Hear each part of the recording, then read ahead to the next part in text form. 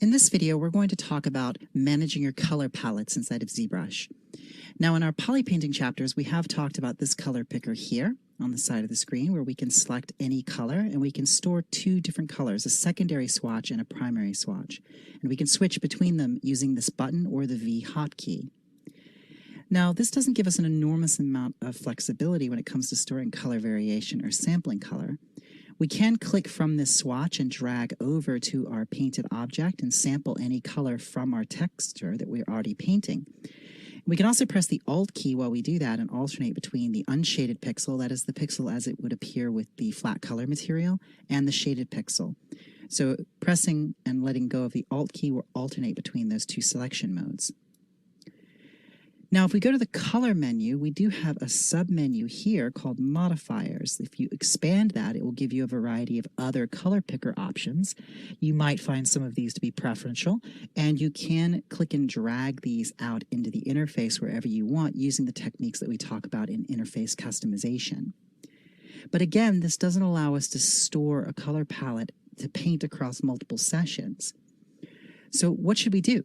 In this case, we're going to use a plugin. It's found in the plugin menu called Zcolor. So if we tear this off, it's the last menu in the Z plugin menu. It's called Zcolor here. Now, this is one of the few ZBrush plugins that actually opens in a separate window. So for me, it's going to open on another monitor. To pull it over onto the single monitor, I'll have to actually reduce ZBrush to reduce it from maximized full screen. Now, when I press this button, it will load up Zcolor and I can float this menu on top of the screen. Now, for you personally, you'd be able to have it on a secondary monitor if you have a second monitor, but I wanted to be able to record this so you could see what I was actually selecting. So this is what Zcolor will probably look like to you when you first open it. We will have two swatches here. We have a direct mode, which can be turned on or off, set color, which will set the main ZBrush color, and we have a fill object option here as well. We have the ability to filter our color selection. That is this list here, which you'll see begins to grow quite long as we add colors to it. Now you can click from this swatch and drag anywhere inside of ZBrush or even outside of ZBrush to select a pixel to set this color. Or you can expand this menu here and we can set a color directly. So let's say, for example, I selected just a primary red. So this has set this color now. And you'll notice also I have these sliders where I can alter it. So I could change the saturation, I could dial that back, I could change the value. I could also directly affect the R, G, and B values here, and it also gives us the hex value for that particular color. Now, next we have a selection of swatches here. These are actually color harmonies. We have analogous, we have shades, we have monochromatic, complementary, triadic, and split complementary, and we'll talk a bit more about these in a moment. You can lock this. If I don't lock it and then I change my color selection, these will update. But if I lock this, it will not update as I change my color selections. And these can be really, really valuable for establishing a good color harmony to start your painting with. One of the most difficult things about painting is deciding what colors to choose and when to put them down. And this can help simplify that because it allows you to create a color harmony based on the color wheel. We will revisit this though. Once we have a color selected here, let's go ahead and close out of this menu. I have the ability to turn on direct mode. I have the ability to set color. So if I set my main ZBrush color, you see that changes my color in ZBrush. Then if I click this button here, that will allow me to fill the object with colors. Let's make sure that we have our body selected. Make sure that we don't have a texture map turned on, that we are just on RGB.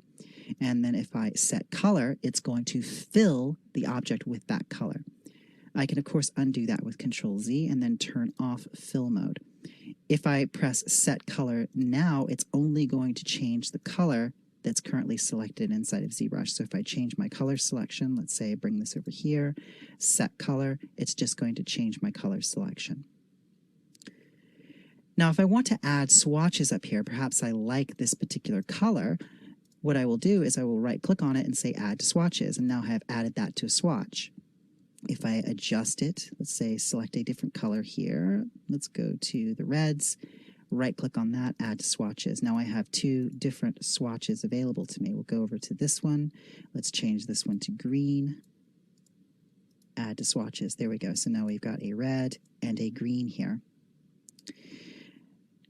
Now, if I turn off direct mode here and then change my color selection, you see that I can compare it to my previous selection. If I turn this back on, it's going to update both of those swatches at the same time. So it's very valuable to have this turned off. So if I decide to make a variant of this color, maybe I'll bring down the saturation and the value a little bit. I can see the difference between those two. And if I like that, I can right-click and add to swatches. Now let's take a look at one of the very unique things about Zcolor. This will allow us, if we go to File, Save As, to save this swatch or this set of swatches as a palette. So if I go to Open, I don't want to save these particular swatches, so I'll say no. And what I'm going to do is I am going to open up my swatches that I have saved specifically for this creature. So here you see I have a selection of files. This one's called hellhoundpalette.zco. That is a Zcolor palette. So if I open that, you see now I've got this color palette, which is what I use to paint this creature. And you see that some of these have names associated with them. For example, CO1, CO2, right here. We also have Cool Moray Eel. That was sampled from an image of a moray eel. Now, I can select these colors and it will immediately update the color that I have selected here. If I turn on this option here, it's going to update immediately inside of ZBrush what my selected color is. So having that turned on allows me to just select my colors from this selection of swatches, and my paintbrush will update to that particular color to start painting. If I turn this off and then move between colors, that allows me that opportunity to compare and contrast between my currently selected color and the one that I will potentially be using. If I click Set Color, that sets my color as my selected color in ZBrush. So I find as I'm trying to establish a palette, it's nice to turn this off, and then I can just pick and choose and then set color.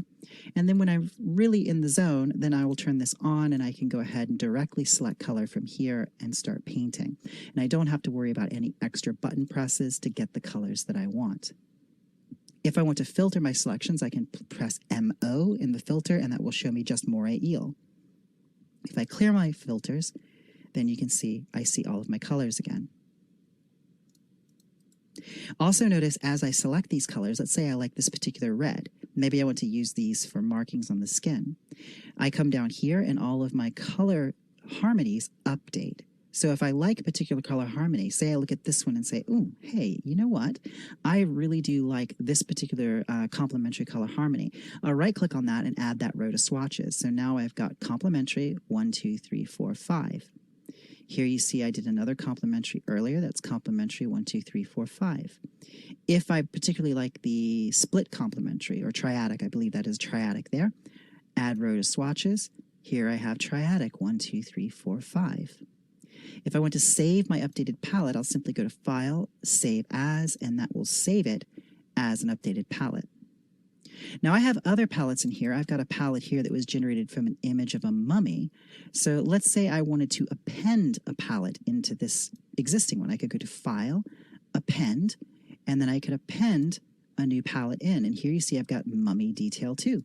And this is a selection of swatches that were generated from an image of a mummy. So I can keep building up my color palettes, and Zcolor will keep it organized and named in a way that makes it easy to work with inside of ZBrush. So if I have my standard brush selected, we'll set the brush up as we do in our poly painting chapter with a spray stroke, turn color down to 0, change our alpha to alpha 7 so we get that nice broken up pattern. And then I will just zero in on an area here. Let's zero in on the leg so we can really see what we're painting here. Make sure that we're at our highest subdivision level because poly painting is going to be dependent on the underlying resolution. Turn on RGB and turn off Z-Add. Make sure A is turned on the brush so we're painting with an alpha. If your alpha isn't apparent, then you probably have the A turned off. So now let's say I want to select this color here. I have direct select turned on, so it's going to immediately grab that color. Maybe I'll go to this lighter sand color and I can paint that on top. Maybe we'll turn down our RGB intensity, and maybe I want to go in with a little bit of blue. You see how very, very easy it is now to establish our color harmonies and then work with those. Maybe I want to warm this area up, so I'll grab this sort of burgundy hue, and I can start painting that in this area. Whenever you're painting, it can be beneficial, I find, to go to your material modifiers and just turn your specular down and then expand that specular curve, especially for creature skin. I think it really helps you see what you're painting. There we go. Maybe we want to go back to a lighter hue. We'll grab this one closer to the base skin tone, and we can paint that over the top. So this is one of the most valuable Z plugins for me personally in my workflow, because I do an awful lot of creature painting, and being able to establish a color palette and access it between ZBrush sessions, even between characters. If I've got something that works particularly well, I might like to revisit that for another character and then adjust it slightly for whatever my needs happen to be. We can go in with this blue. We'll turn down our RGB intensity, turn down our brush size, and then we can sort of spray some blue down in those recesses a little bit. Go back to our base skin tone, and maybe we'll change to a drag rectangle stroke and the vein alpha. You'll recognize all of this if you've watched the chapter on poly painting. We can do some mottling of the base skin tone back on top of that just to break that all up. So I mentioned earlier that some of these palettes I extracted from images. Well, I'd like to show you how to do that, because Zcolor also allows us to import palettes that we create using a website called color.adobe.com, which is super helpful. So I'm going to open up a browser and we'll take a look at that now. So here we are on the website color.adobe.com. Now, if you don't have a membership on this site, I highly recommend creating one. It's free and it's an enormous and wonderful tool set. At the top of the screen, you see we have color wheel, extract theme, extract gradient, and then accessibility tools. We're going to start with the color wheel. You'll recognize these color harmonies from Zcolor.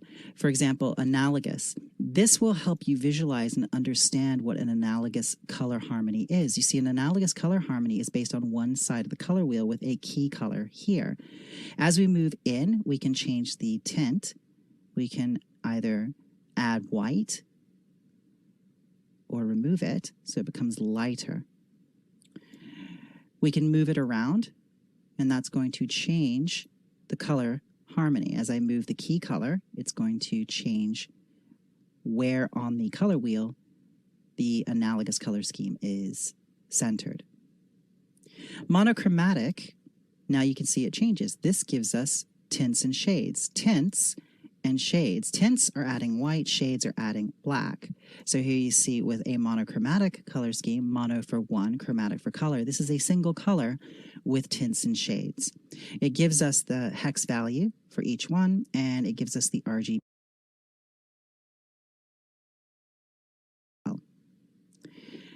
The triadic color harmony is a triad. It is a triangle on the color wheel. So you can see here that we've got our key color, and then if we overlay a triangle, we have two other color selections here, and we can adjust our tints and our shades using these sliders. Complementary is the key color, and then it's complement, which is the color on the opposite side of the color wheel. So if we grab green, we have this violet over here. Split complementary is the key color and then a split on either side of the complementary color. And then we have double split complementary, square, and compound. These are not supported in the color swatches inside of Zcolor. They're not quite as common as the others. I think it's most important just to understand the analogous, monochromatic, triadic, complementary, and split complementary. And by experimenting with this color wheel, it will make it very clear what these are. And the reason for these, they are color harmonies that are shown in color theory to be harmonious or to work together. So it's a wonderful starting point from which you can generate a color palette to use on everything from costumes, characters, creatures, anything that you want to paint. So if I wanted to save this, I could just click Save. If I have Publish to Color turned on, it'll publish it to a public profile. I turn that off generally, and I'm going to save it to Maddie, and it'll be my color theme, and I just click Save, and that is now saved to my color themes. Now, let's say I wanted to extract an image or extract a theme from an image. I go to Extract Theme, and I have the option here to extract a color from an image and save it as a color palette. So What I will do now is I'm going to bring up an image that I particularly like. In this case, I am going to bring up an illustration that's one of my absolute favorites. What I'll need to do is actually reduce this window so you can see it on screen. I'm going to bring up a painting by William Stout, one of my favorite illustrators. He was art director and production designer that worked on some fantastic movies, great concept artist, and incredible paleo artist. And this is my favorite marine reptile. It's the mosasaur. And this painting has just, it's been a favorite of mine since I was little. I love the palette that he used in this painting. So what I will do is I will take the original painting image file right here, and I'm going to drag and drop it right there into the window. Now you can see Adobe Color is sampling what it thinks are the biggest color differentials within this image and then creating a color palette from that. Now I can click and drag these and move them around to change my selections, and then I can name it. So I'll name this William Stout, and I can tag it with any particular tags that I want, and then I can click Save. And what this does is it saves it into my library. So if we go to the top of the screen here, I can go to My Libraries, and that will open up my personal libraries that are attached to my membership on this site. So here you see Maddie. We open that up, and there's William Stout color theme. There's the color theme that I just created, my color theme. I have one created from an image of gums on a dog, another image from a dog's mouth. I've got an eel color palette that was extracted from an image of an eel. Here you see I did another version of that mosasaur, this time brighter. Here I've got abstract shapes from bones, old bones. I even created a gradient based on that William Stout image, so I quite like that particular color palette. There's a download option here, so if I click this, I can download as ASC, download as a JPEG, I can download as or copy as XML, CSS. What I want to do is I want to save this. I'm going to download this as an ASC. That's an Adobe file. So I download that, and that goes into my downloads folder. Now, we'll go back up to our color swatches here. Basically, any image that you want to extract a color palette from, you can do so here. It will not save the image with the palette, so you might want to name it descriptively or hang on to the image, but it will save the palette for you.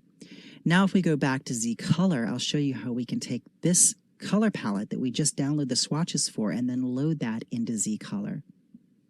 Now, back in ZBrush, we'll open Zcolor again, and what I want to do is clear the palettes that we have here. So I'll go to File, New. I don't want to save those. Now I'm going to go to File, Open, or excuse me, File, Import. We want to use Import for the Adobe files. Open will open Zcolor files.